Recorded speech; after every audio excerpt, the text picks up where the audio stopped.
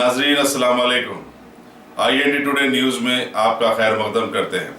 आइए देखते हैं ये तफसीलात। मैंने ये ट्वीट किया कि 377 और 497 को सुप्रीम कोर्ट ने अनकॉन्स्टिट्यूशनल करार दे दिया और उसको डीक्रिमिनलाइज कर दिया।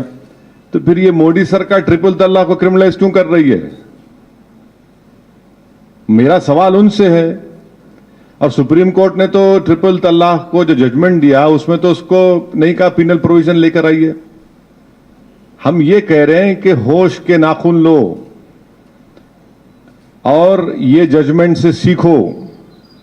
जब 377 और 497 अनकॉन्स्टिट्यूशनल करार दे दिया गया है तो फिर आप ट्रिपल तलाक को क्रिमिनलाइज क्यों कर रहे हैं? ये अलग बात है कि मैं जिनको हमारे मीडिया के लोग जिनको मैं 9 बजे के नेशनलिस्ट कहता हूं वो अभी फिल वक्त चला रहे हैं हैशटैग देकर ओवैसी कम्युनलाइजेस। ठीक है भाई, हमारा नाम ही वही है।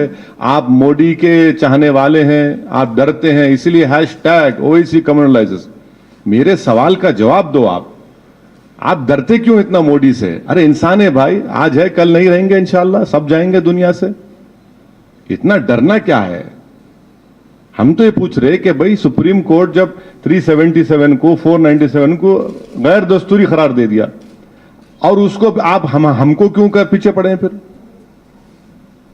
इसीलिए तो हम कह रहे हैं कि ये अनकॉन्स्टिट्यूशनल है, इनका ऑर्डिनेंस फंडामेंटल राइट्स का वायलेशन है इसमें। अगर आपने हमारे चैनल को सब्सक्राइब नहीं किया है तो आपको यहाँ सब्सक्राइब बटन दिख रहा है, उसे क्लिक करिए और सब्सक्राइब कीजिए और साथ ही साथ बेल आइकॉन को भी क्लिक करिएगा जिससे कि आपको ताज़ा अपडेट मिलते रहें।